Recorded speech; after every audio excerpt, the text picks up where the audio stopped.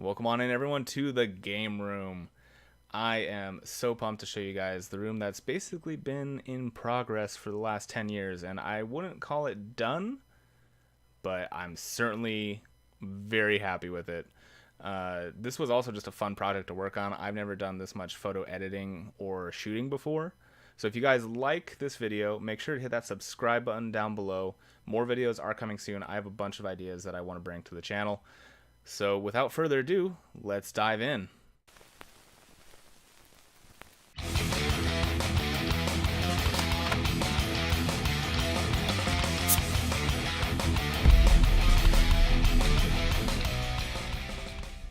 And here we are, guys, the game room. Now, we're going to dive into more detail, of course, on a bunch of these areas, but I just wanted to give you a overarching shot so you can see what it looks like with all of the lights on that we use for our Twitch streams. Kind of gives it a really cool vibe, and the whole place is just a fun place for me to work and play games in. And speaking of workspaces, as you can see, we have 3 monitors there on the desk. One is just a Samsung, nothing real special about that. Second is an Asus 24-inch, and the third vertical one is actually a Wacom Cintiq 22HD, which I do turn when I want to use it for drawing. Now, on the desk itself, we have a Blue Yeti microphone, a arm for my DSLR camera if I wasn't using it to actually shoot this, 2 Stream Deck Minis, a Yamaha AG06 mixer, a Keytron mechanical keyboard, and a Logitech G502 mouse. Moving on over to the desk on the right, as you can see, we got that cool light up sign you can see in a lot of my videos, the power glove, of course, and a lot of toys. Some rock memorabilia, some amiibos, basically just fun stuff to have on in the background and to look at if I ever need a little bit of a break or inspiration. So as cool as it is to see the desktop with all the mood lighting, to show you guys the rest of the game room, we are going to have to turn the lights on. So here we go. And here are all the consoles. So all these are HDMI out, either through converters, cables, or being FPGA systems for some of the older retro stuff. So they all feed into this HDMI switcher box right here. And what's really nice about this is that it'll actually let me know if I leave any of these systems on through the indicated lights. So this feeds into not only the TV, but it also has a splitter which feeds in the computer, which is how I'm able to get these on stream. Let's say I want to get the switch to show up. All I gotta do is turn this on, grab the remote. As you can see, the little light is on, and switch it over to the switch, and there you go. Really easy, really handy. I love this setup. So I have the switch and the Retron 77 there, the Mega SG by Analog, the original Gen 1 PS3 for PS2 and PS1 games, the Super NT, also by Analog, the 360 Slim, the Retro USB AVS, which is for NES games, and that's just a dust cover just to keep this system nice and fresh. Seriously love this system, but my all-time favorite system would have to be, of course, the GameCube. I have the Game Boy player as well. PS2 original, just in case. This is just a box of cables and cords, nothing really that special. These shelves I actually put in this unit for controllers. They work really well. Just more controllers. And then I have the Dreamcast and the original Xbox. As we move to the top of the shelf, here is the record player. This is a U-Turn Orbit Plus with a built-in Q lever. Really digging this. It's a new edition. I would highly recommend picking this brand up if you're looking for a turntable.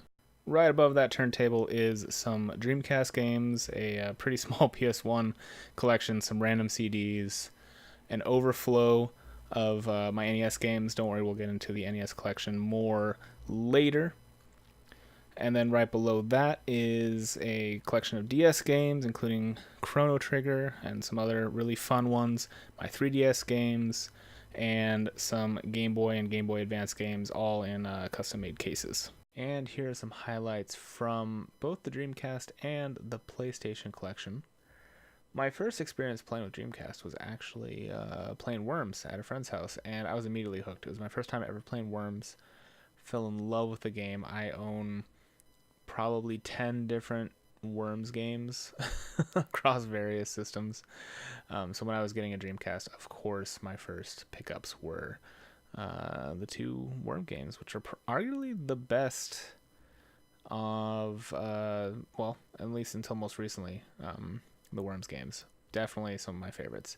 I also picked out a Splatterhouse trilogy compilation disc, which is actually a custom-made fan project. None of the Splatterhouse games on this disc are actually the original Splatterhouse games. They just are either remixes or even in some cases totally custom games. Ton of fun. I wish I could remember where I actually got this from. It was some Instagram account, but they did a fantastic job. The art inside is incredible.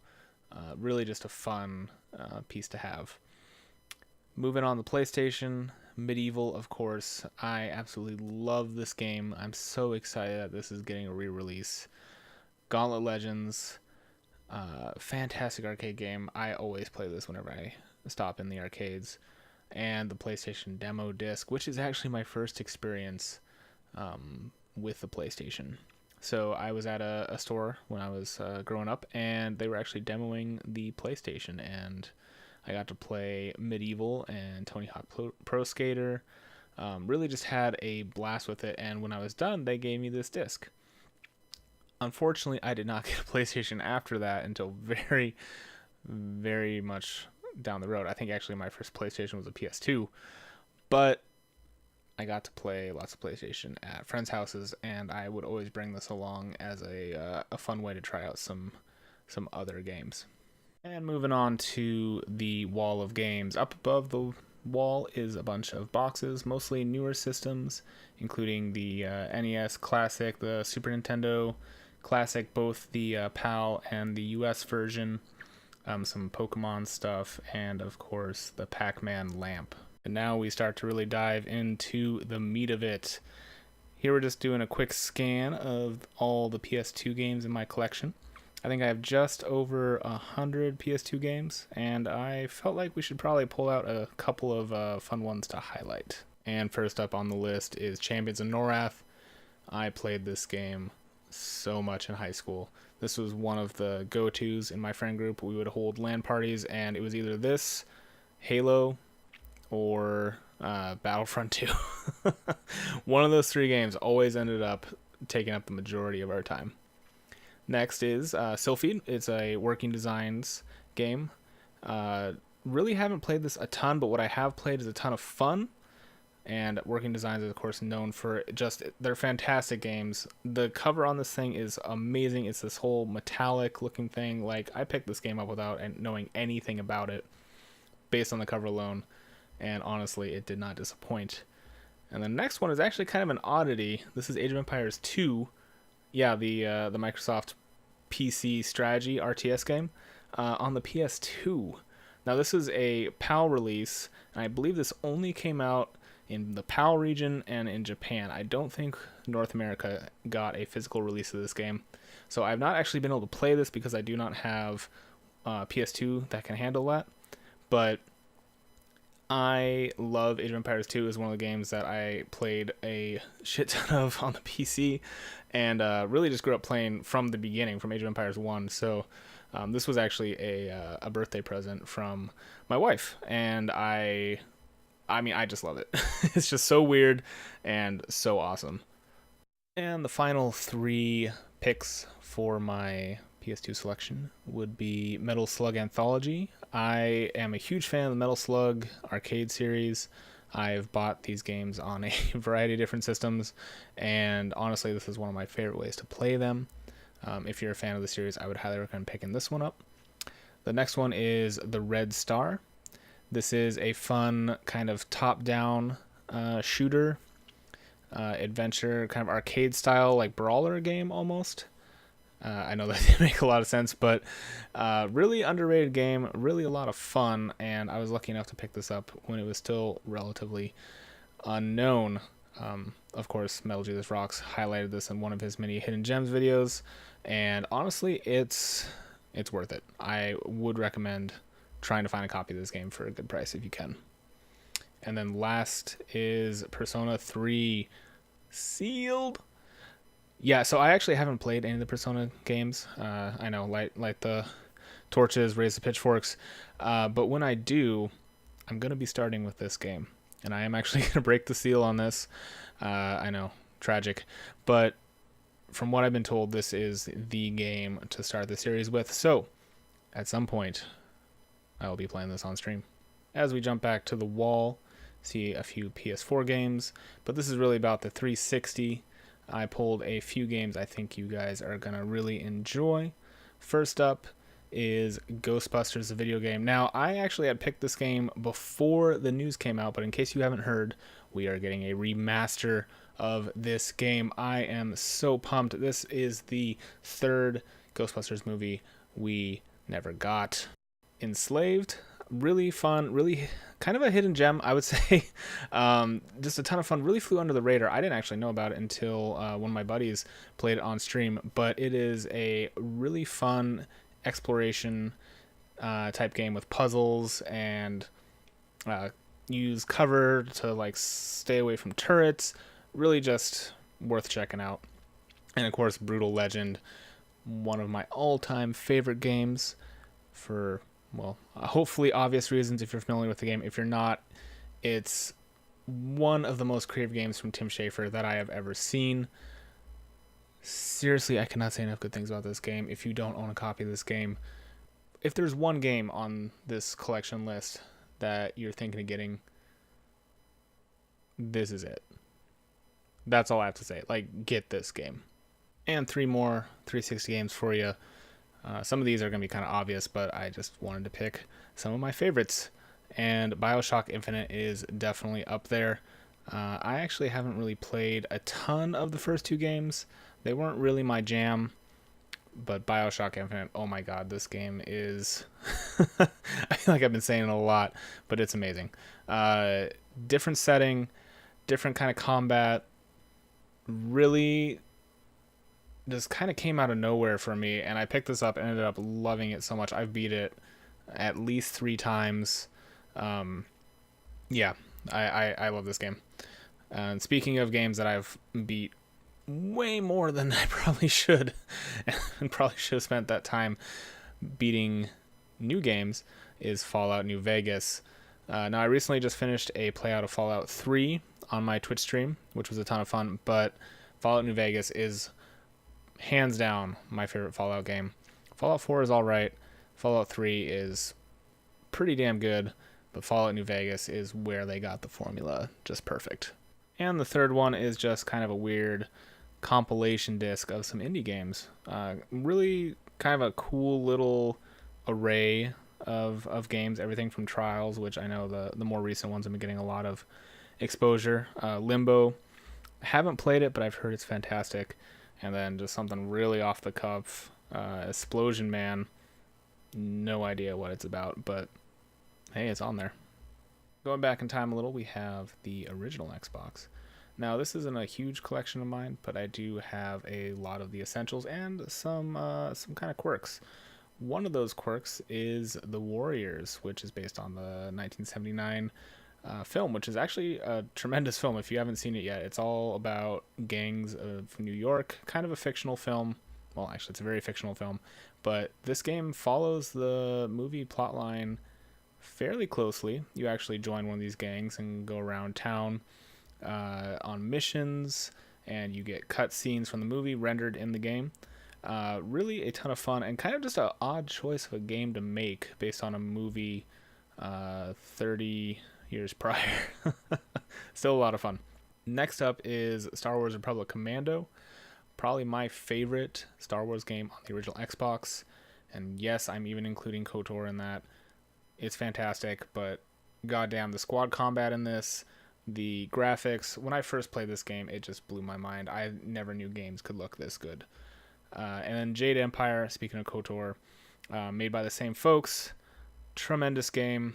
Lots of fun. If you enjoyed Knights of the Old Republic, and you haven't picked up Jade Empire, I honestly don't know what's wrong with you. We're going to go real quickly through the Xbox One and PS3. There's some good stuff, but just nothing I really want to focus on. But hey, is that a top loader? That's right, it's time for the NES collection. Now, I have just over 100 NES games. I'd like to think there's no filler, but you may notice the custom game cases. Each of these are color-coded to the type of game, say the number of players, and have my logo on them, because of course they do. And as far as games to highlight, we're going to start it off with Batman. Amazing platformer, looks fantastic, hard as balls. I mean, it's Batman. It's a classic on the system. Next up is The Lone Ranger, which is a bit of an uncommon game, but what's more uncommon is how many different types of genres it mashes together and does really well. This is a ton of fun. In this game, there are RPG elements, there's platforming, there's top-down shooters, and there is 3D dungeon crawling elements. Oh, and light gun. It supports light gun as well if you have the zapper and a TV that can actually use it. Really weird, but really well done. I'm honestly surprised with how much fun I have playing this game every time I pick it up. Definitely worth looking out for next time you go game hunting. And then there was Jackal. Now, if you've been following the channel or the Twitch streams for any length of time, you'll know I am all about this game. This game is easily in the top 5, maybe even top 3 best NES games, multiplayer NES games on the system. Super underrated, super cheap. If you don't have this already in your collection and you're looking for some good multiplayer games, you need to get on it. In this game, you're a Jeep. You drive around, blowing shit up. You can run over soldiers. You are rescuing hostages, and you go through, I think it's 5 pretty wide and varied levels. Like, this is a port of an arcade game, and I think this one is almost better than the arcade game it was ported from. Moving down a row, we have Power Blade. Now everyone talks about Power Blade. It's the worst kept hidden gem, I think, that I own. But the praise is well deserved. It is a ton of fun. It is a great platformer. Really, it's just essential, I think, at this point for a lot of people to have in their collection. Moving on a little bit to the right of it, though, Conquest of the Crystal Palace is what I would say a true hidden gem at this point. I mean, there are some people that know about it, but I don't think it gets nearly the love it should. This is a platformer with RPG elements to it. Really creative. It's based in ancient China. You go through a bunch of different levels, wide variety of enemies. Really gets hard towards the end. I was only ever able to beat this once with the help of cheats, but damn is it fun. Next one, Palamedes. Very bizarre game. Really fun puzzle, brick breaker kind of game. It's got the instructions printed right on the front, which doesn't really do you much good while you're playing the game. But kind of an oddity. Ton of fun playing with another player. And really just a quirky game that I feel like more people should know about. Next up on the list is D-Pad Hero 1 and 2, and you might be able to guess what these games are.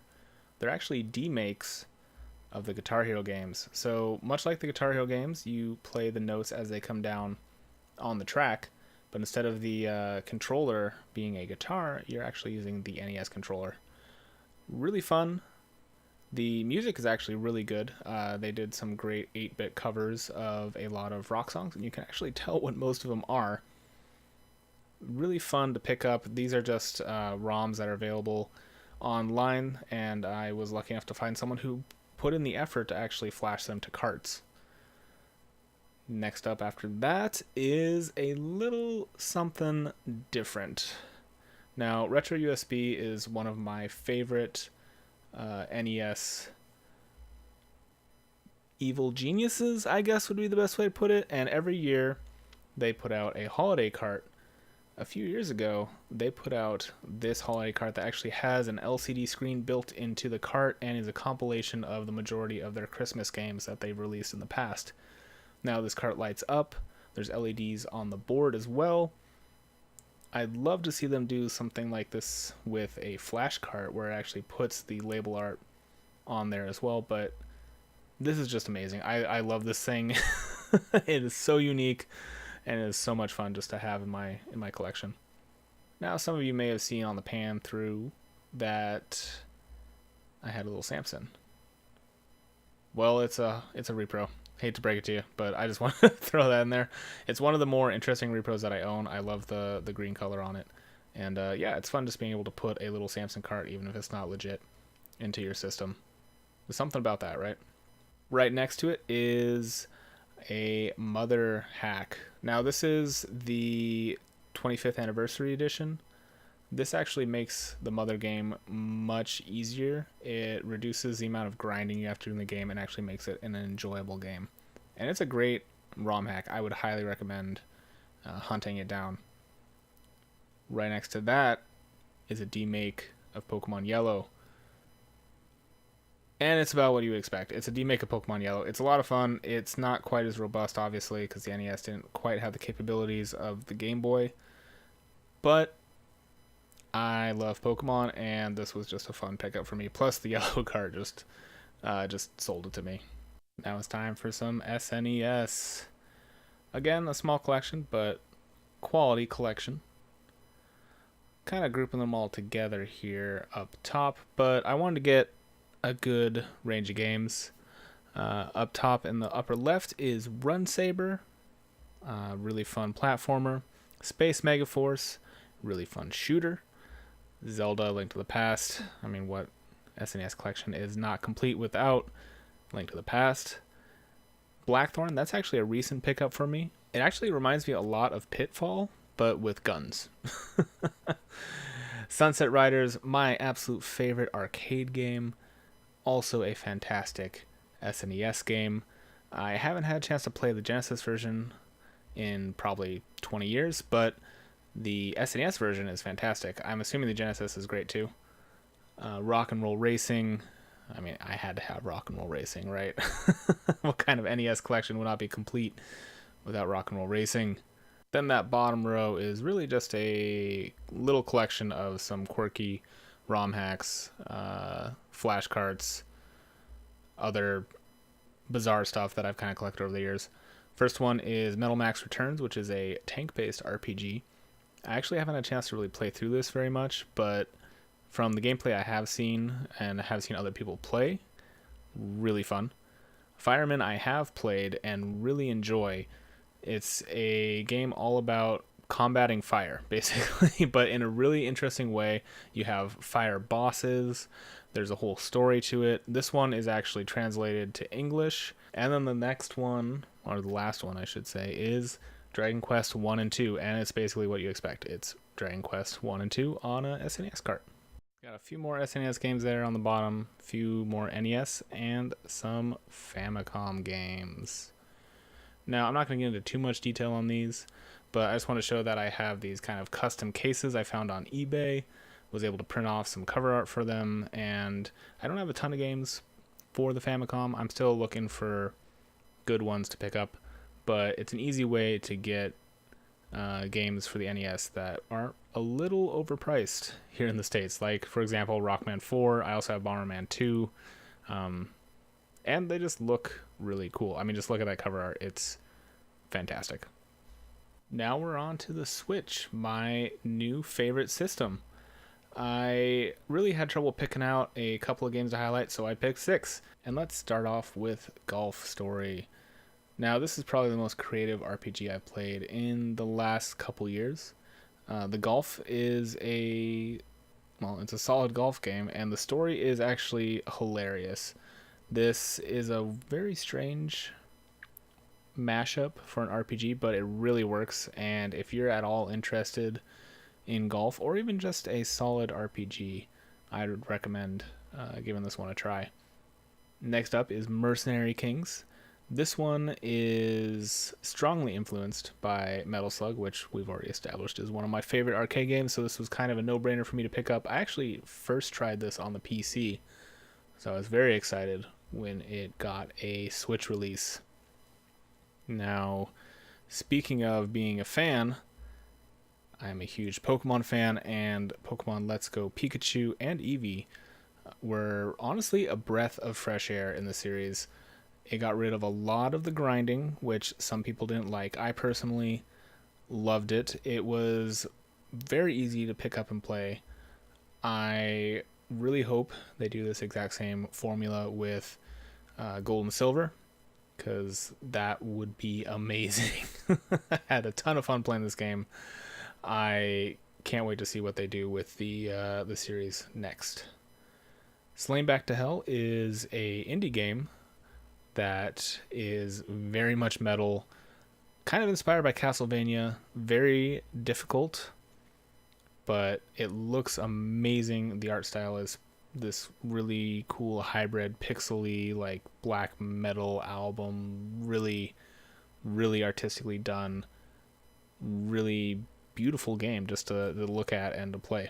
Sphinx and the Cursed Mummy was actually a surprise remaster, in my opinion. I loved the game on GameCube. I know it was cross-platform on Xbox and PS2 as well. Fantastic game, but I didn't think it actually got enough love to warrant a HD remaster. I'm really happy it did. I'm really excited to actually play this one on stream. Sphinx and the Cursed Mummy was the first game I believe we actually beat on Twitch, and it'll be a lot of fun to revisit this, probably closer to our 2-year anniversary in December.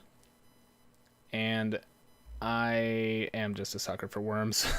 Like I said, I have Worms, the game, hopefully not in real life, on almost every platform that I own. Every platform at least it came out on. So this was kind of a no-brainer. I really enjoy this one. It's basically just your classic Worms.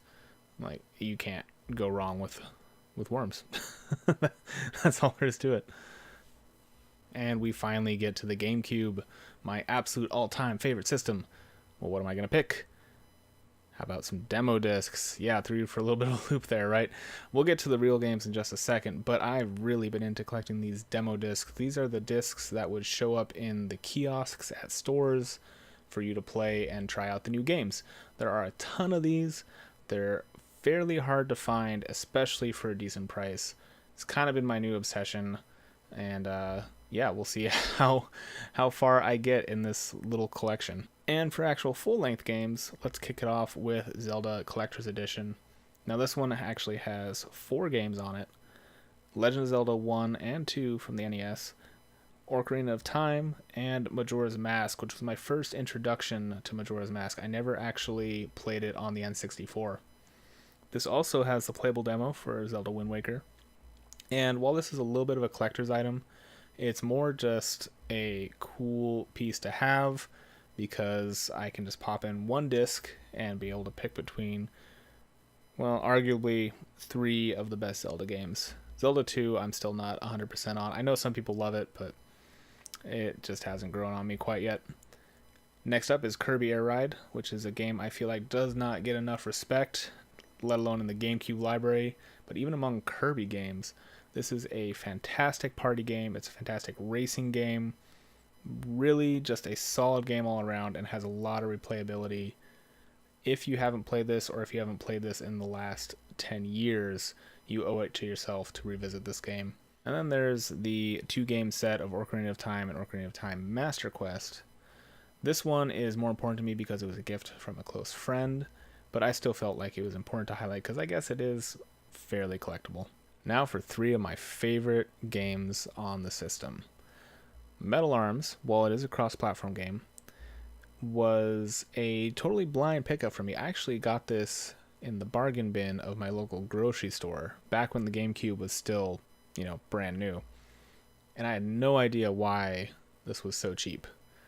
I took a chance, I picked it up, I brought it home, and I literally loved every second of this game. The comedy is fantastic.